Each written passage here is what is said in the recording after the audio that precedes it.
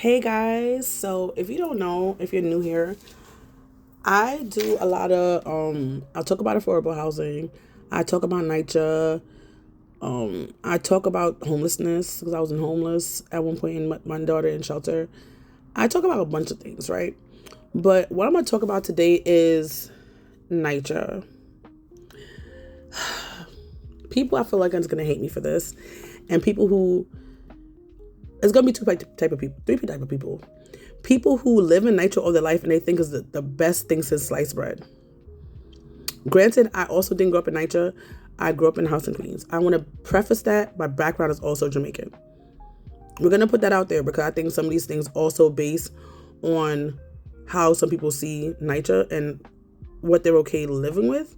And honestly, it's not that bad. My community, even it be like off-putting sometimes. Some people here are very, very kind. They will help people get bags, things like that. So it's not all bad. And they have the food pantry. They have one like in our little area. I'm really cul-de-sac. That's not a cul-de-sac, but a little area. They also have it at community centers. They do free things for the kids. I'm not saying it's all bad, but some things are kind of frightening when you see. One time I was leaving, thank God my daughter wasn't with me. I saw blood on the floor and I found out that's my God. Granted, that can happen everywhere, but it just seemed like it's just more than like I don't people pooping in the stair. Like it's a lot going on. It's let's be serious. I didn't think people were honestly before living here. I didn't know people was living like that in New York City. I also growing up, I didn't know that was not much homeless people in New York City either. So I was just in a nut. I was sheltered in Queens, and the stuff didn't touch me until it touched me. So I had a big awakening, eye opening experience. So there's a person who's gonna say this is the best thing since sliced bread. And some people are gonna say it's a stepping stone, and gonna be other people's like, I wish I live in NYCHA. Da, da, da, da. I think NYCHA is good for people who are disabled. And why I say disabled, technically I'd be kind of in this category, but people who are disabled who cannot work all the time or can't work at all. Like, I don't think probably not dyslexic. I can't even think of something right now. But disability that if you don't know either, people with disabilities in general, even if they're capable of doing work, people don't hire them because they think they're a liability, which is crazy to me, but whatever. I think everybody deserves a job no matter what kind of ability they have. They might work slower. They might work faster than a regular person, but it doesn't matter what they have. They can still get a job. But we're not here for that right now, right? So I think people with disabilities, because they tend to not get jobs and they get fixed income based on like SSD and stuff like that. That's why I say that. People who are young, because when you're younger, people don't tend to. First of all, it's hard to find a job. So it'll be usually 18. Like I believe it's the head of household in Nigeria, because that's when adults are adulting. I believe because most times people, especially even before you're 18, people's like, you need to get the experience. How am I get experience if I can never get the job? So it's harder for them to get a job, but it's also harder for them to get jobs with experience will pay more. And because they're younger, people don't pay them as much as they probably need to if they're going to hire them. So I think a person who's young should be able to get an apartment. I personally don't think they'll stay forever if they have ambition, right? People might say, just gonna, you work and you still can't get it. Some people, their luck is just not to get ahead. It's just how it is. Everybody's different. The world's different, but whatever. Some people, another group of people I think should always, after a while, people who are retired. Because most likely they have a fixed income, and it's not going to fluctuate up and down. So I think those are, I might be missing a group of people, but I think those are the people, to me, who should have NYCHA. And I'm saying that should be the only people. I also think people with kids. I'm not trying to be biased or nothing, because I technically fit like two of these categories, I feel like. People with kids, because kids grow like weeds. It's more than a fixed thing. Da, da, da, da. The problem is when you are younger and then you grow into yourself and you're making more money, because like, I want to get better in my life. I don't want to be stuck here kind of thing. NYCHA wants to, every time you make more, you're getting 30%. You'd be like, yes, that makes sense, because we're doing when you make $20,000 a year, that 30% is nothing. It doesn't feel like anything to you. And I know this because I live this, right? When you're making $10,000 a year at 30%, I feel like at one point for a couple of years, my rent was only 200 something dollars a month. When it was that, I was even paying that. HRA was paying that. So I didn't feel it at all, right?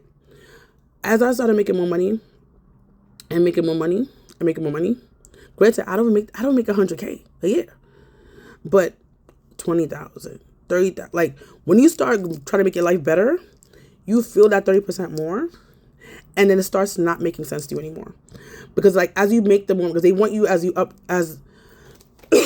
It's very weird. They said when you get a new job, people to put the thing in, but my accountant be telling me, wait till you do your the thing for every year for the lease. It's like they have two, one for like the beginning, one for the middle of the year, whatever. I be just doing one. I'm like, I'm not doing all this paperwork and foolishness with you guys. So when you do the paperwork and they find out how much you make, they're updating it, and it's like, I just got this job. I'm trying to get my feet under me, and you are already putting up my rent. I have no time to save because I have to buy everything else. I still have to get internet. Sometimes when COVID, they had internet was cheaper. Sometimes they have, depending, but each area have different internet, so not everybody can have the same kind of package. So there you go. Got to pay for a cell phone bill. Got to pay for internet. If you have kids, you got to pay for clothes. If you're a person and wear deodorant, because you should, especially coming up, this weather coming up, you have to get deodorant. If you're black like myself, you have to get the hair products. You don't just get one. You get a couple. I get my hair done. I do stuff for work and I have to look presentable. And I can't personally do hair. So I have to get my hair done. I get my daughter's hair done. What else? I try to put my daughter in extracurricular activities. So that costs money. These things cost money. These are not things that just come out of nowhere. Like, these things cost money. So even though you're taking out 30% because it makes sense of that 30%, I'm not saying it should go down to 20. I'm just saying, give people a time to adjust. It has to be more than the 3-4 months when they put in.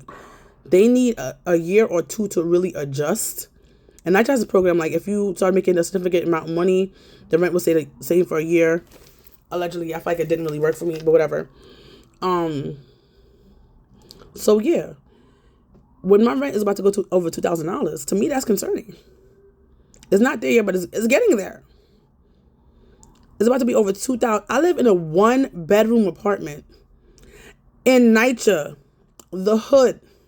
Granted, where I live is not the hood of all hoods, but it's hood enough for me. From where I grew up in Queens, it is hood enough for me. I'm not used to this lifestyle. And I've been here since 2018, and it's 2026 right now. I'm still not used to it. I'm like, I be looking around like, and when they do something good, I'm like, okay, I understand. But this is, and I ask people who live here, like, they say they'll never leave. I know a man who's been here for like, I'm gonna say since like 70s or 60s. Now he's old. So I'm like, okay, you're old now. But I'm like, you never thought to leave? And people will say, oh, keep the Nycha apartment. I probably could hand this down to my brother, to be honest. I was going to do that, but I was like, I don't want him in this environment either. He's a black man in New York. Why would I want him to like leave this as a legacy? That's like, but people do that. They hand it down to this. They hand it down to that. It's just me and my brother, so it would have to be handed down to him. And he's only one person, and he ain't got no kids. Yeah, he ain't got no kids. I'm proud of him. But anyway, not saying there's no more kids. I had a kid, but I'm just saying, at this big age now, having kids is like refreshing for a lot of people. But for him, I think this would make sense because it is income. But for me, it doesn't make sense. My rent should not. When I tell people my rent, people think my rent before I say it. Like if I tell them how, like I don't give them like the exact. Most times I don't get the exact number. I give them like a ballpark. They be like, "What? You live in Nycha? What that got to do with the amount of money I'm making? Not because where I live, I'm making nickels and dimes. I used to when I first moved here, but now I don't. Granted, I'm not rich. I'm not rich, but I make more than $10,000 a year. Like I used, like I have not stayed. I'm a person who never want to stay down. I went homeless, and I've been working since I was 14. And I have a daughter, and I want her to see the best things out of life. I want to see the best things out of life. I want to do things. I want her to have better than I had, right? And I feel like I'm failing her as it is. But people have to know, Nycha is not the end all be all.